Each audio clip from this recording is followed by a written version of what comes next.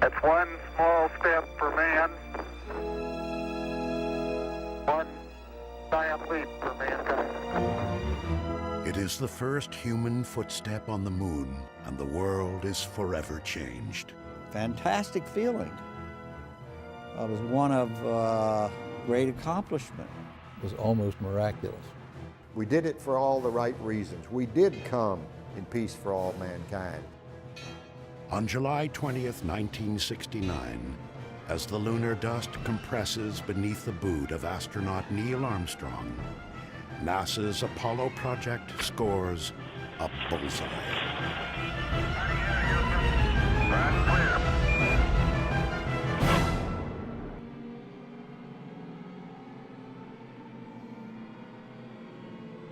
Until the fall of 1957, the moon is Earth's only satellite, orbiting for eons in silent vigil.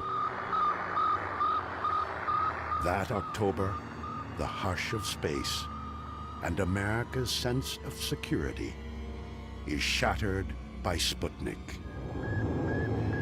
The sound of the Soviet satellite becomes eerily familiar to Americans. Fears escalate that the Cold War could heat up with catastrophic effect. Immediately, everyone thought, well, they're now able to really send their military machines around the world up above. Who is not going to be in danger? President Eisenhower combined several agencies working on rocketry and flight to create one civilian agency, the National Aeronautics and Space Administration. Over the next years, the United States successfully launches satellites with great scientific payback. To prepare for human flight, several animals, including a chimpanzee named Ham, survived the ride to space and back. But once again, these American accomplishments are eclipsed by the Soviet space machine. April 12, 1961, cosmonaut Yuri Gagarin becomes the first human in space. To temper this latest Soviet triumph, the U.S. needs to put its own man in space. That man is astronaut Alan Shepard. 1.2 G. Shepard's flight had tremendous impact.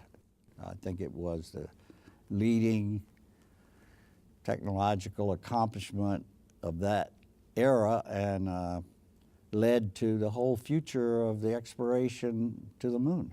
Unlike Gagarin's 108-minute orbit of Earth, Shepard's suborbital flight, the nation's lone human venture into space, lasts just 15 minutes.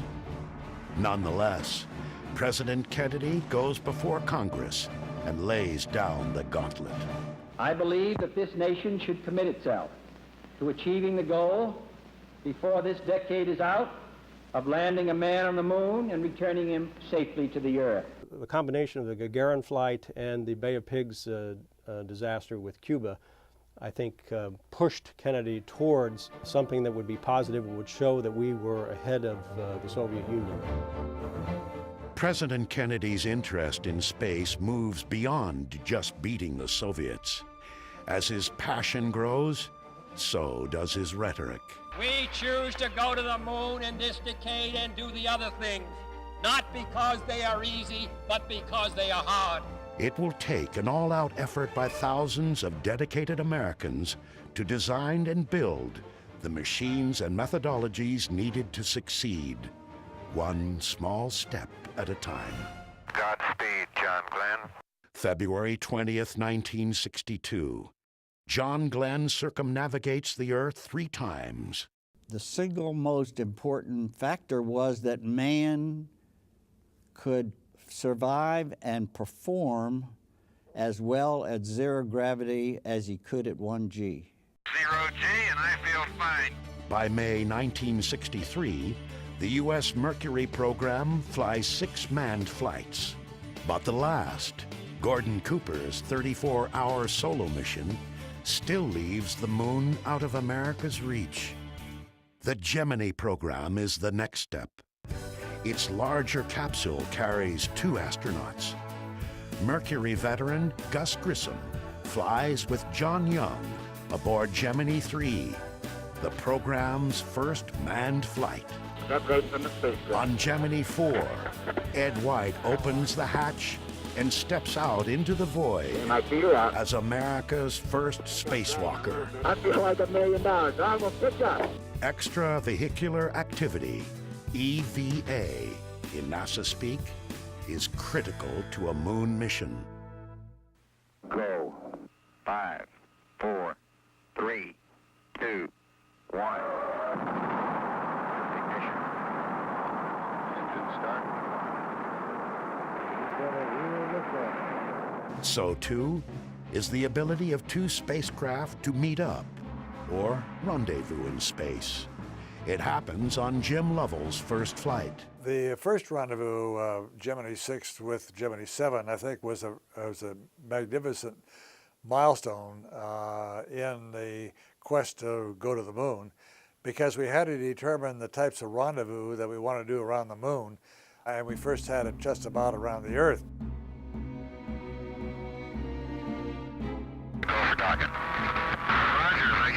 By Gemini's 12th and final mission, rendezvous and docking are well practiced. Gemini 12, Houston, Capcom, 1 minute to LOS. New EVA record, beautiful job. NASA is now ready to shoot for the moon. But there are just 3 years left to meet President Kennedy's goal, and no one really knows how close the highly secretive Soviets are. And of the moon itself, little is known. Could be dust up to 25, 30 feet thick.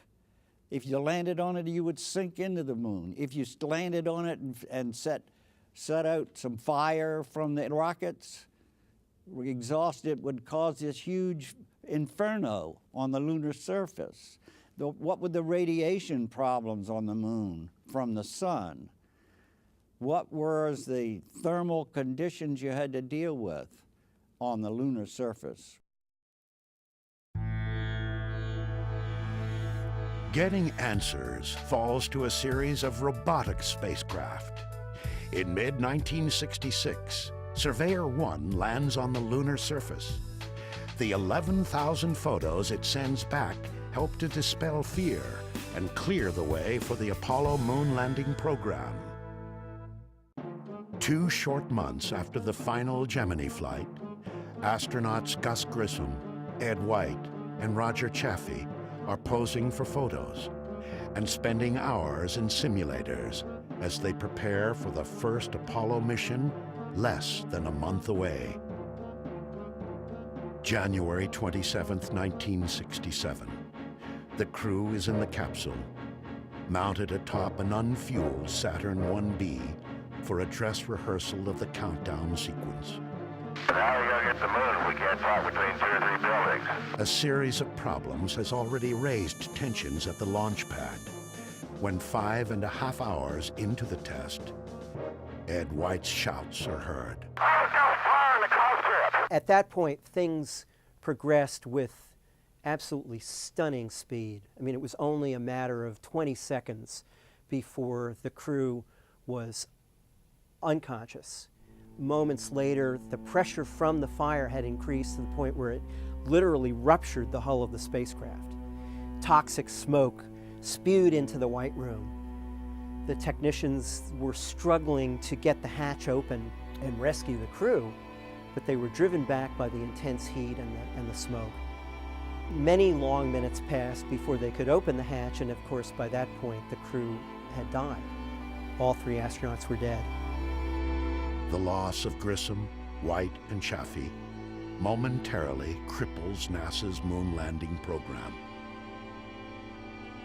But as the 3 astronauts are given heroes' burials, Apollo, like another mythological figure, Phoenix, begins its rise from the ashes. Following recommendations of an accident review board, the Apollo command module is redesigned and rewired for safety, all under the wary eye of the astronauts who will fly it. 20 months later, from the same pad Apollo 1 had occupied, Apollo 7 roars off for an 11-day shakedown in Earth orbit. We inherited the first manned Apollo mission, which turned out to be Apollo 7. But as with many things with NASA, what was a disaster with Apollo 1 turned out to be a real triumph with Apollo 7 because the spacecraft itself was a marvelous flying machine. It's also the first time live television shows Earthbound humans what it's like to be in space. It says from that lovely Apollo something. You guys should write Apollo room. High atop everything. High atop everything. Apollo 7's success restores some swagger to America's space program. But there are reports the Soviets may be closing in on the moon. The original plan was for Apollo 8 to be an Earth orbit test, but the lunar module wasn't ready. And so the decision was made to actually do a circumnavigation of the moon. So that's what actually happened in December of 1968. The engines are on. 4, 3, 2, 1, 0. Commander Frank Borman, veteran astronaut Jim Lovell, and rookie Bill Anders are the first humans to ride the Saturn V's 7.5 million pounds of thrust. We were way up on the top, like a ladybug on the end of your automobile's whip antenna. So as these big engines were thrashing around to keep this thing straight up, boy, the ladybug was getting thrashed. And it was so loud, we couldn't talk. The vibration, the thrashing was violent, and you couldn't see the instrument panel. But when we cleared the pad and had some aerodynamic stability and didn't have this noise, boy, things steadied out, and by that time, my heart stopped racing. Apollo 8 is the first time humans venture beyond Earth's gravity. Lovell marvels at never-seen-before sights. I can see the entire Earth now out of the center window. I can see Florida, Cuba, Central America. Christmas Eve Day, 1968. With the moon dwarfing the nearing spacecraft, Commander Borman fires the main engine on the Apollo service module. The craft slows, then slides into orbit around the moon. The world watches in awe, but none more so than the three men peering out the tiny windows of their capsule. We were the first three people to leave the confines of the Earth and be captured by another body. First time three people saw the far side of the moon. First time that we had gone so far, and the first time that we saw the Earth from 240,000 miles away. So in that respect, I kind of thought that Apollo 8 was really a milestone and a high point in my career. The vast loneliness up here on the moon is awe-inspiring, and it makes you realize just what you have back there on Earth. The Earth from here is a grand oasis in the big vastness of space. As the moon's pockmarked surface slips quietly by, the Apollo 8 crew ends its Christmas Eve broadcast with a special message for those back home. And from the crew of Apollo 8, we close with good night, good luck, a Merry Christmas, and God bless all of you on the good Earth. For all its success, Apollo 8 is missing one key component for a moon landing. The lunar module, still being built, is overweight and behind schedule. It's not a simple thing. The spacecraft never landed on another celestial body, so the design had to be done from scratch. One of the main things you had to figure out was that you had to have a rocket on the ascent stage especially that you had to be 100% sure would work, because you didn't want the two astronauts sitting on the lunar surface and the rocket didn't work. The first LEM is ready for testing in Earth orbit on Apollo 9. The LEM is put through its paces and proves it's ready to go to the moon. With one significant limitation. Still too heavy, the LEM can't land. So Apollo 10, like Apollo 8 before it, will only orbit the moon and test rendezvous the lander with the command module. This is really a rugged planet. As John Young watches from his command module, Charlie Brown, Commander Tom Stafford and LEM pilot Gene Cernan undock Snoopy, their lander that can't. And I was doing backup maneuvers to the attitudes, and if they couldn't do the maneuvers, I would do the maneuvers and hopefully rescue them. But I was always ready in case their vehicle blew up or something to come back without them. To test a landing approach, the LEM drops to within 9 miles of the moon's surface and gets a good look at the site NASA has selected for the first touchdown. Skimming the surface at nearly 3,700 miles an hour, Cernan peers out his window at lunar mountains. We is down among them, Charlie. Roger, I hear you weaving your way up the freeway. Roger, fantastic, Charlie, fantastic. I felt like I had to pick up my feet to keep from dragging my heels on the top of those mountains. When you move that fast across the surface and you're that close, it's an overpowering experience. On their second flyover, the experience turns almost deadly when the lunar module tumbles out of control. I saw the lunar horizon 8 times in 15 seconds in all different directions. That was a man-made problem because we were switching computers to check out a little backup computer we had. The guidance switch had to go in the other direction. I had already put it in the other direction. And so Tom went and moved it in the other direction. And so the computer that had the spacecraft at that moment didn't know where it was. But Tom was able to stop it, control it. Finally, as in the comics, Snoopy returns to his master, Charlie Brown.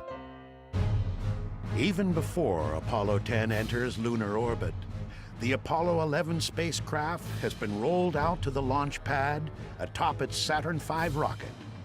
In less than 2 months, its crew will try and safely set it down on the moon.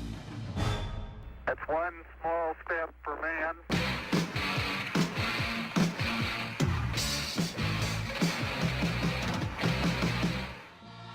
I was in the student houses at Caltech, and we were watching the TV and all the excitement about, landing on another celestial object.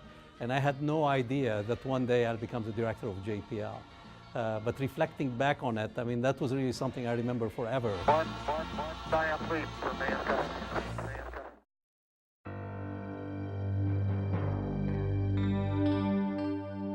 They've all been to space before. Commander Neil Armstrong on Gemini 8, Command Module Pilot Michael Collins on Gemini 10. Lunar Module Pilot Buzz Aldrin set an EVA record on the final Gemini flight. The morning of July 16, 1969, spectators line the beaches around the Kennedy Space Center. America will attempt to end the space race. Moon fever is rampant. And there was just great excitement, and you could hear lots of people saying, gosh, this is almost, I can't believe that somebody's going to go to the moon. T-minus 15 seconds. Guidance is internal. 12, 11, 10, 9. Ignition sequence start. 6. At 9:32 a.m., the Saturn V's giant engines roar to life. At the viewing stand 3 miles away, spectators feel the thunderous drumbeat of unearthly power pounding their chests as the heat of the rocket's exhaust washes over them. When that rumble came across the ground, it was like somebody was putting their hands on your chest and pressing. I almost couldn't breathe. It was so unbelievable that the United States was going to send 2 men to walk on the surface of the moon. It was almost unthinkable. For 3 days, the crew of Apollo 11 cruises towards the moon, then drops its spacecraft into lunar orbit. I just thought there were so many unknowns that I would have given us about a 50-50 chance of being the first flight to land and return someone safely. With Collins remaining in the command module, Armstrong and Aldrin prepare the LEM and themselves to become the first humans on the moon. Okay, all flight controllers, go for landing. Retro. Go. Fido. Go. Guidance. Go. Control. And Telcom. Go. GNC. Go. Ecom. Go. Surgeon. Go. Capcom, we're go for landing. Eagle, Houston, you're go for landing. Over. But the landing veers from the planned script. As the LEM nears the surface, the onboard computer flashes an alarm the crew doesn't recognize. 1201. Roger, 1201 alarm. Any one of thousands of technical glitches could abort the landing. But Houston quickly diagnoses the problem as non-critical, an overloaded computer. 1201 alarm. Same type, we're go, flight. Okay, we're go. Same type, we're go. That's when real trouble threatens the mission. 540 feet down at 30 and at 15. As the LEM pitches upright about a mile above the moon's surface, Armstrong gets his first look at where computers will set them down. A field of boulders, any one of which could prove deadly. Armstrong wraps his hand around the joystick and takes manual control. 8.5 down, 220 feet. 13 forward. With fuel running out, Armstrong flies the LEM like a helicopter. Aldrin keeps his eye on their altitude, forward speed, and rate of descent, calling out the numbers. 100 feet, 3.5 down, 9 forward. At 60 seconds, we're still 100 feet up. I was nervous. Okay, at 30 seconds, we were 10 feet. I figured we had it made. But 100 feet, we're thereabouts at 60 seconds. You could very easily just not be where you want to be. 4 forward, drift into the right a little. Sort of like driving your car when the gas gauge is reading empty, but you know that when it gets down there, you got a few more miles left. Well, that was the situation we faced. And I think it was in the last seconds. Everybody was holding their breath. It was pretty dicey. Contact light. Okay, engine stop. APA at a descent. Mode control, both auto, descent, engine command override off. Engine arm off. 413 is in. We've had shutdown. We copy you down, Eagle. Okay, everybody, T1. Stand by for T1. Tranquility Base here. The Eagle has landed. Man on the moon. Ooh. Oh, boy. Thank you. You're looking good here.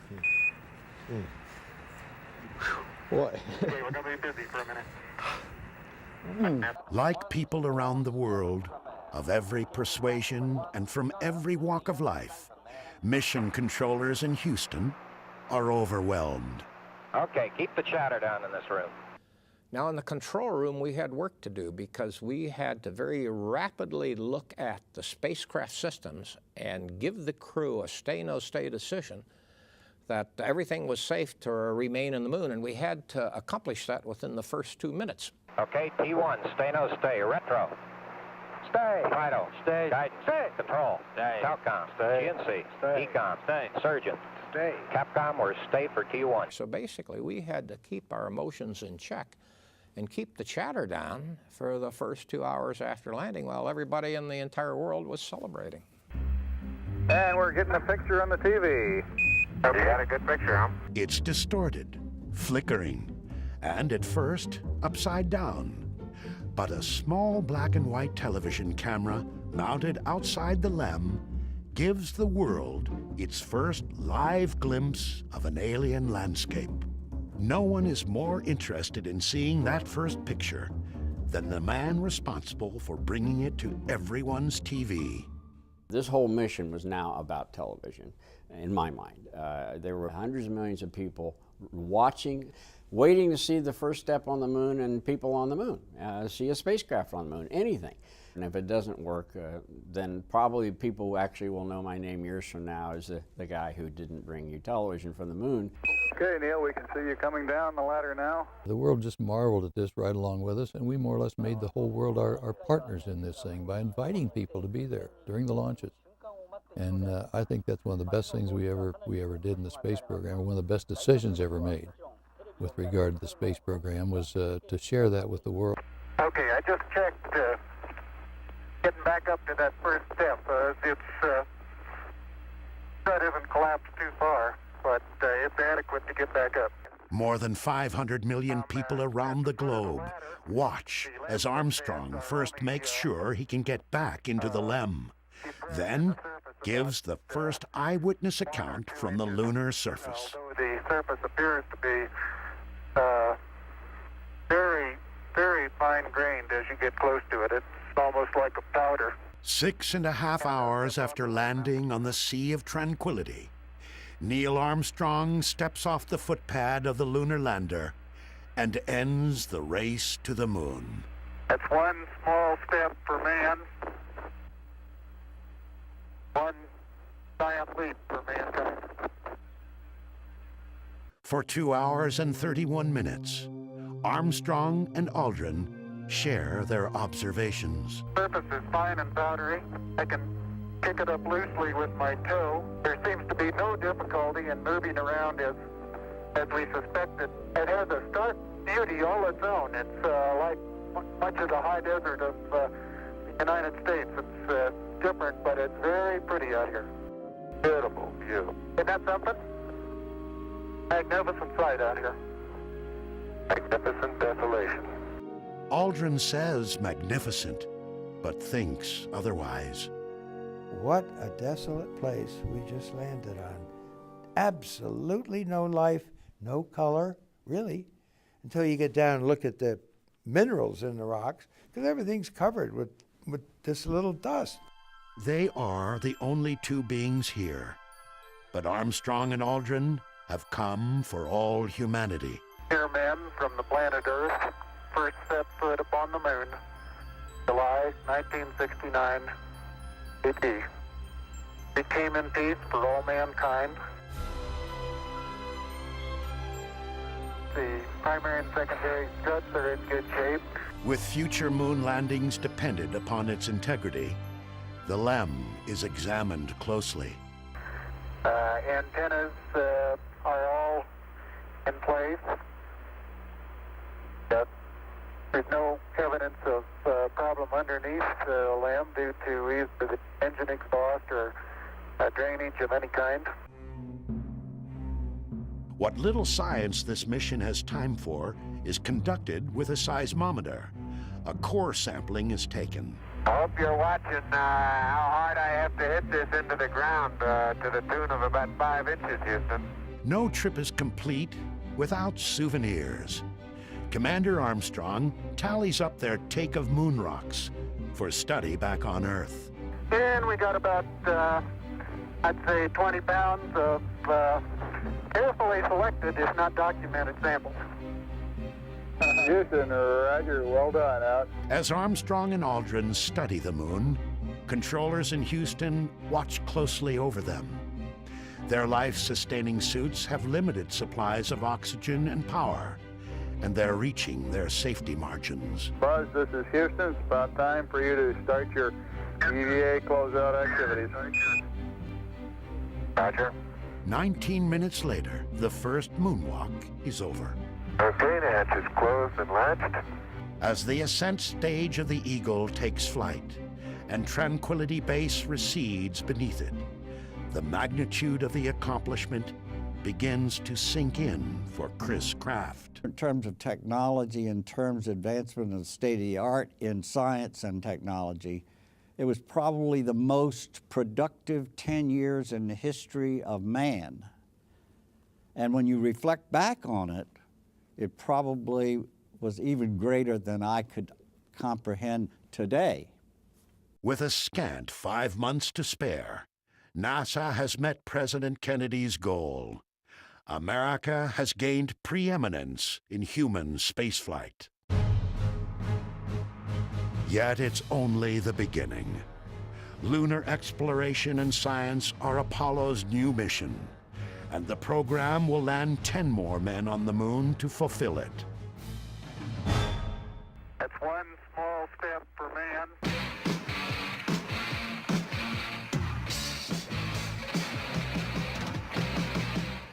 We're in the viewing room at the Mission Control Center in Houston, watching the terminal phase of that flight and the landing itself on the moon.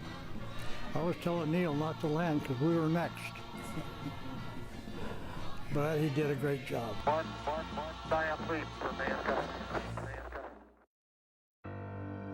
Every Apollo mission starts the same. 3 men in a capsule sit atop the giant Saturn V rocket, waiting for its monstrous engines to propel them off the Earth. The 3-stage Saturn V stands 363 feet tall, and at launch weighs more than 6 million pounds. Its 3 stages generate nearly 9 million pounds of thrust. It is the largest rocket ever flown. 5, 4, 3, 2, 1, 0. All engines running. Commit. Liftoff. When Apollo 12 leaves Pad 39A on the second moon landing mission, the Saturn V proves its mettle. 36 seconds after lifting off in a rainstorm, lightning hits the rocket and waylays the crew's control panel. I don't know what happened here. We had everything in the world drop out. I'm not sure we can get hit by lightning. 16 seconds later, as if to confirm Commander Pete Conrad's theory, a second lightning bolt strikes the rocket. Command Module pilot Dick Gordon watches his entire electrical system shut down. The moment of the lightning strike, the reverse current relays did their job and shut down the fuel cells. So we were not receiving any electrical power from the fuel cells, which was our main source of electrical energy. Fortunately, at that time, the batteries were on the line for the launch itself, so we had electrical power, and that really saved us from automatic abort. 13 Saturn V rockets fly during Apollo, including every moon mission. Although anomalies occur, no Saturn V ever fails. I think I see my crater. Hey, baby. I'm not sure. Including Apollo 12's. There it is! Son of a gun! Right down the middle of the road! A major goal of the mission is to execute a pinpoint landing in an area called the Ocean of Storms. So NASA said, we're going to demonstrate this by picking a certain crater, and then we'll send you there. And the crater we're going to pick is the one that has Surveyor 3 in, that landed inside this crater some 33 months earlier. And that may have been a small one for Neil, but that's a long one for me. And we landed, and the first thing Pete did when he got out was go around and looked and see if Surveyor was in that crater. Boy, you'll never believe it. Look what I see sitting on the side of the crater. The old Surveyor, huh? The old Surveyor, yes, sir. Does that look neat? It can't be any further than 600 feet from here. We have a good shot of you there, Pete. Live television from the moon is now in color. Okay, Houston, I'm going to move the TV camera now. But the achievement is short-lived when Alan Bean accidentally points the camera at the sun and burns out its video tube. Pete and I didn't know that, and so when it burns out, we're standing around not knowing why. Now, the people on the ground knew immediately why, but they never told us. They never said, you pointed it at the sun, it's ruined forever. Al, we have a pretty bright image on that TV. Could you either move it or stop it down? That's as far as it goes, Houston. How does that look to you? No, it still is the same, Al. Big disappointment to all of us and everyone on Earth. Someone told me one day, they said, there's one thing good about it that came out of it. We used to have discussions that maybe we shouldn't have a TV. They said, after your mission, never had that discussion anymore. Everybody agreed we needed TV. NASA closes out the 60s by landing humans on the moon. Not once, but twice. The third attempt comes to be known as NASA's most successful failure. Okay, Houston, we've had a problem here. That's one small step for man.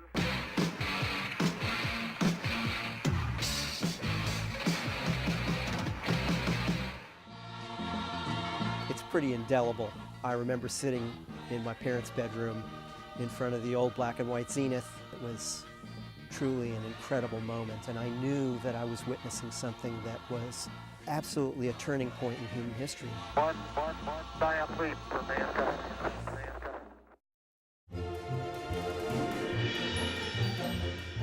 Apollo 13, the third planned moon landing. Commander Jim Lovell's second trip to the moon. This time, he'll not only orbit the lunar surface, but also leave his footprints in its powdery dust. Houston, we've had a problem. But instead of describing a lunar landscape, Lovell finds himself halfway to the moon, talking with Mission Control about his dying command module. Main B bus undervolt. Roger, main B undervolt.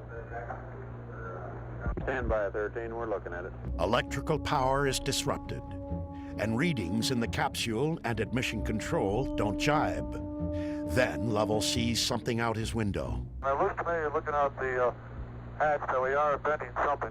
We are venting something out into space. The explosion of an oxygen tank in the service module has damaged several key systems. The astronauts must scour 24 instruments, 40 alarm indicators, 71 lights, and 566 switches to regain control of their spacecraft. With the loss of oxygen, because we used oxygen to produce electricity, all of our electrical power would quit. And when that happened, because we controlled our engine by means of electrical power, we'd lose the entire propulsion system. And so, you know, essentially, it took a while for all that to sink in. That it dawned on me that we were in very serious trouble. The crew of Apollo 13 never gets the chance to land on the moon. They can only slingshot around it and, with their lunar module Aquarius as their lifeboat, hope to make their way safely back to Earth. We had to invent ways to navigate. We had to find ways to stretch the electrical power. Our crew was suffocating. We had to find ways to remove the carbon dioxide so the crew wouldn't suffer from CO2 poisoning. We never had discussed the possibility of not surviving or getting back to the Earth. It was probably in all of our minds, but we were working hard to figure out what we had to work with and what we had to do to get back.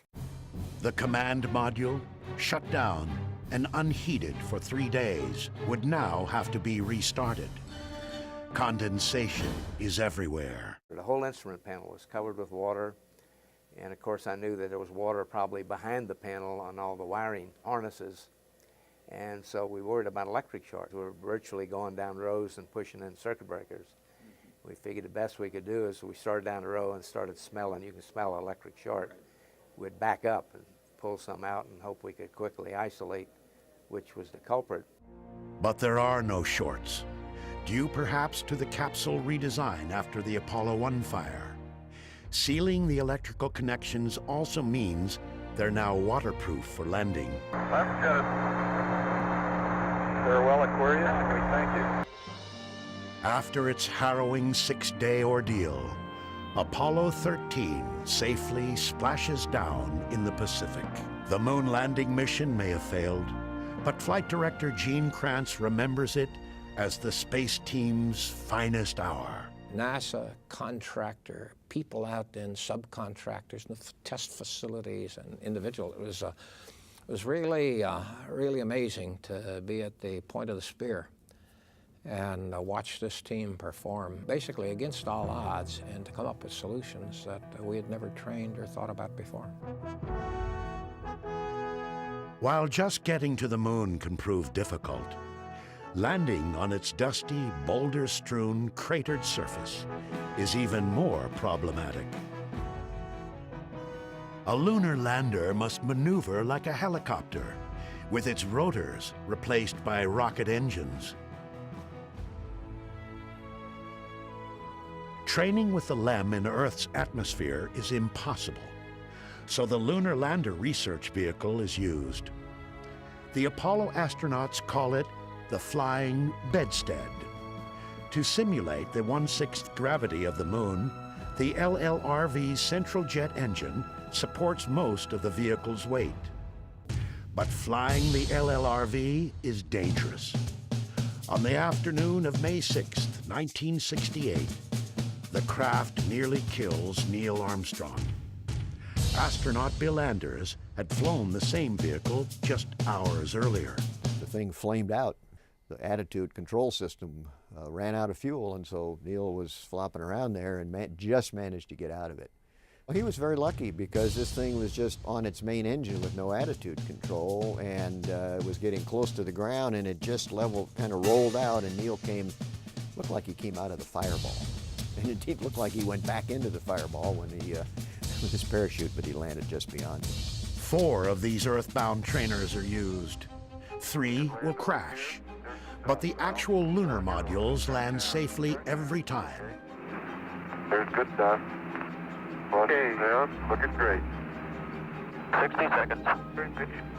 40 feet. 3 feet per second. America's first astronaut, Alan Shepard, returns to spaceflight 10 years later to command Apollo 14's LEM Antares to a skillful set-down. We're on the surface. Okay, we made a good landing. Apollo 14 is on the Moon almost 34 hours. About a third of that time is spent moonwalking in the lunar highlands. Certainly the Fra Mauro area where we landed was an interesting place, and with far more relief up and down of the terrain than the earlier flights, which also made the navigation a little more difficult. Particularly, it was kind of like wandering around in the sand dunes, and one sand dune looks about like the other. So finding our landmarks that the geologists wanted us to find as we did our traverse on foot to Cone Crater was difficult. We're going to try a little sand trap shot here. But Shepard manages a few seconds to become not only America's first man in space, but also its first golfer. Miles and miles and miles. 2 miles is all the Apollo 14 astronauts are able to walk during their 2 EVAs. But the next mission will have wheels. This is really a rock and rollin' ride, isn't it? That's one small step for man.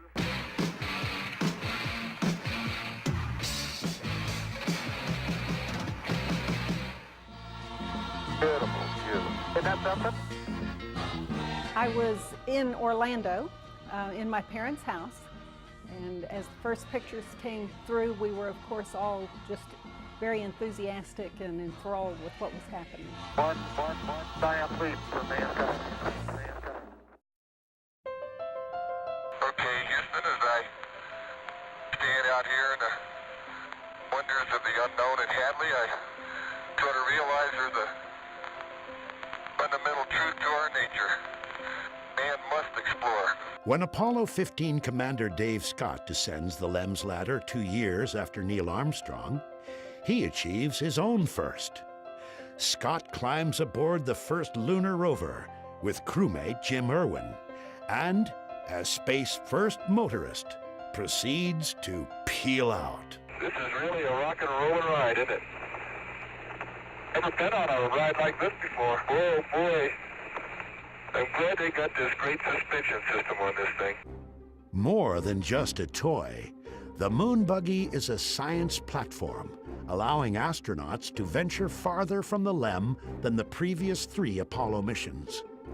During 10.5 hours, Scott and Irwin cover 17 miles and examine many interesting sights. A boulder exposed to the surface here, which has got layering within it. It's been weathered away, apparently, and just the surface top is exposed, but the boulder must be about a meter long with 2 to 3 inch layers in it. Working in a suit is very fatiguing. You don't get the food, the water, the rest. So actually we were not only probing the boundaries of geology and exploration, we were also probing the boundaries of human performance. The Apollo 15 mission really took us back to the drawing board in several areas to look at how we train crews and how we provide them adequate nutrition and hydration and all of these things. Hey, John, this is perfect with the LIM and the rover and you and Stone Mountain and the old flag. Come on out here and give me a salute. Big Navy salute. In the summer of 1972, Apollo 16 astronauts John Young and Charlie Duke spend 20 hours searching for volcanic rock in the Descartes Highlands. Charlie, such form. Oh, Stephen. How about that? I'm going out for the ballet when I get back. You learn another line of work up here. Because of the geological diversity of the moon, they wanted to get some samples from the mountains of the moon, if you will, or the highlands, which was a considerable elevation above the Luna Mare. That is the most beautiful sight. What's that? You're standing there on the rim of that crater. Well, it's great to have a lunar rover. When you turn wheels, the front wheels would go this way and the rear wheels would go that way. So you could turn in your own diameter. And because of all the holes on the moon, you need to be able to do that. Here he comes, folks. He's got the hammer out. I knew he couldn't resist. I don't know if this will work or not, Shirley, but it couldn't pick a better spot. Here we go. Hot dog. He did it. It's a very friable rock, apparently, Houston. Okay, outstanding. Science was certainly in the front seat. Of the 6 landings on the moon, the last 3, I think, were devoted completely to the science of it. We'll sample right there and get you a scoopful of this underlying regolith. There'll be just one more flight to the moon. Apollo 17 lifts off in the midnight hour of December 7th, 1972. My God, it was like the sun coming up in the middle of the night. I mean, all of a sudden, this golden light, this flame that was the color of a sunrise, just exploding and filling the sky and filling my field of view, and in silence seeing this rocket ascend, and then without anticipating it, this roar of sound that just swept over us.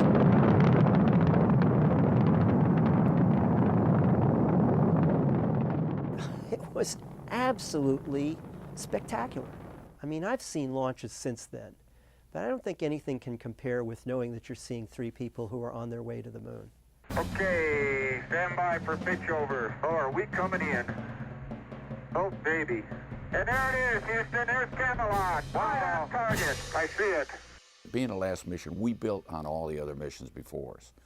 And so our landing site was in the northeastern edge of the moon, which was off-center. We landed in a valley, the Valley of Torres Litro, that was surrounded by mountains on 3 sides, higher than a Grand Canyon is deep. About, I don't know, give or take 20 miles long and maybe 5 miles across. Okay, Houston, the Challenger has landed.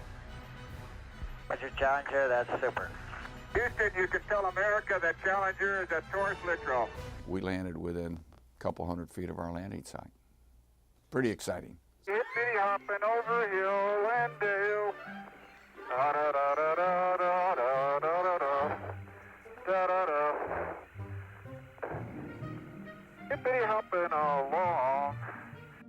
If America's moon missions must end with Apollo 17, Commander Gene Cernan makes it memorable. Can you use the other end against the right side of the rock? I'll press it. Oh. His partner, Jack Schmidt, is the only trained geologist to fly to the moon. At times, his mission zeal overtakes his ability to traverse the terrain. No, dadgummit. Well, hey Gene, would you go over and help twinkle toes, please, Gene? Well, working on the moon is a lot of fun. I mean, it's like walking around on a giant trampoline all the time, and you're just as strong as you were here on Earth, but you don't weigh as much. You only weigh 1/6 of what you weigh on the moon, even with a suit.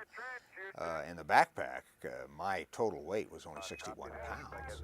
Cernan has been to space twice before, including on Apollo 10's lunar orbit checkout of the LEM. Yet Cernan is awestruck by this valley and what hangs in the pitch-black sky overhead. You have to pinch yourself when you're on the moon. Am I really here at this point in time in space?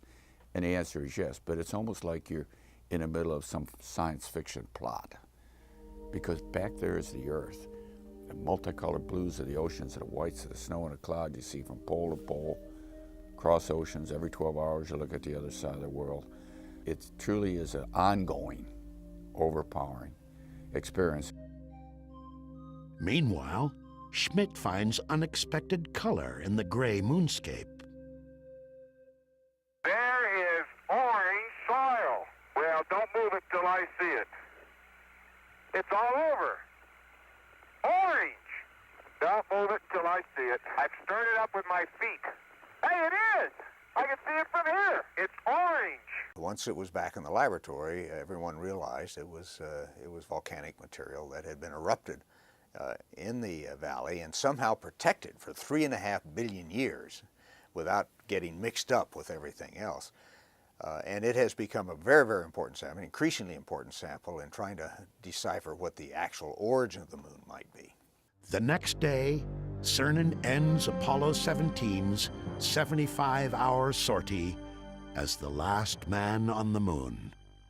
This valley of history has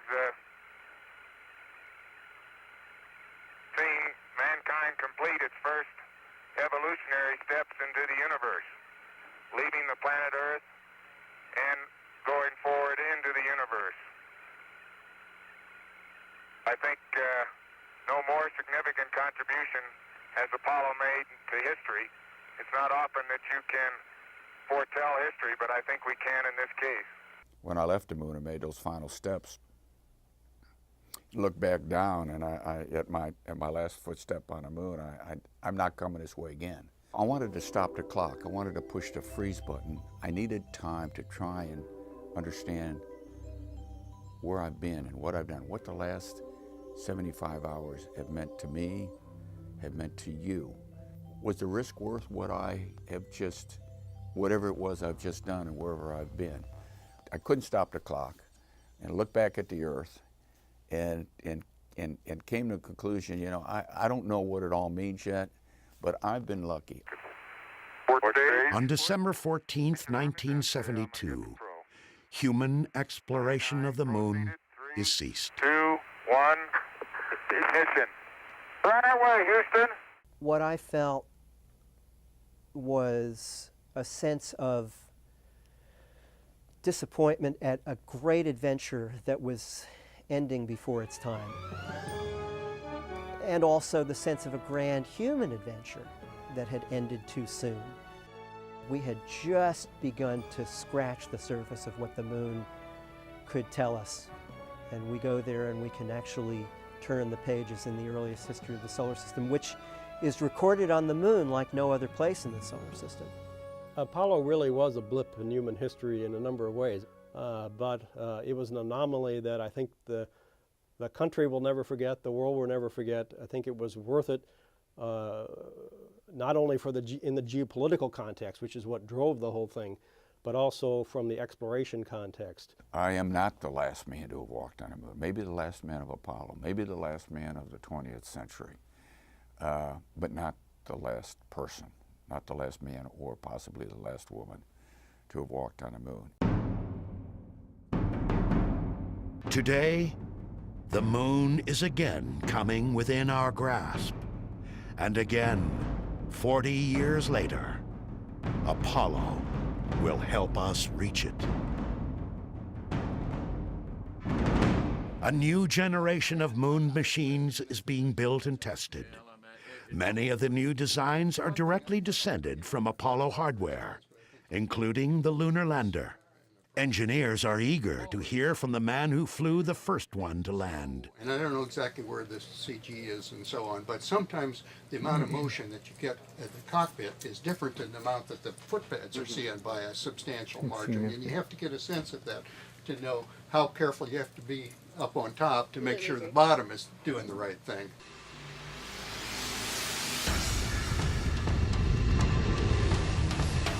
The next generation lunar rover will bear little resemblance to the Apollo buggy.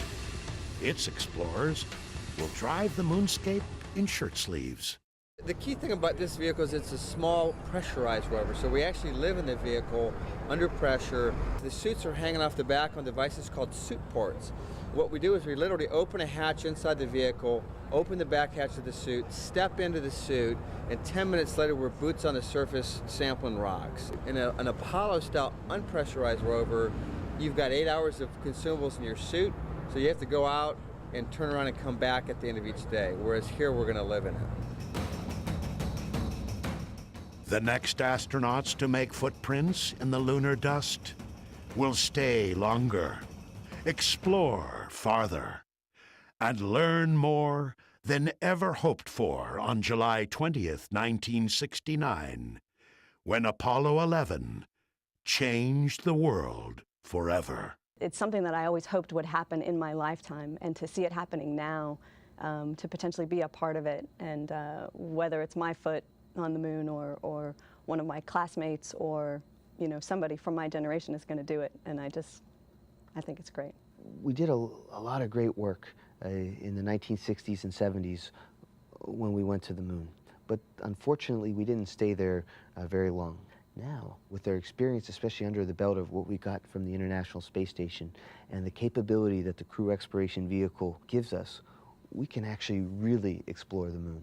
It's a whole new planet, a whole new world to go explore. And we've only been to 6 little small spots on it. Now we can go more places. We have a chance to stay there longer. The human endeavor which people put forth to get us to the moon is the human endeavor we once again need.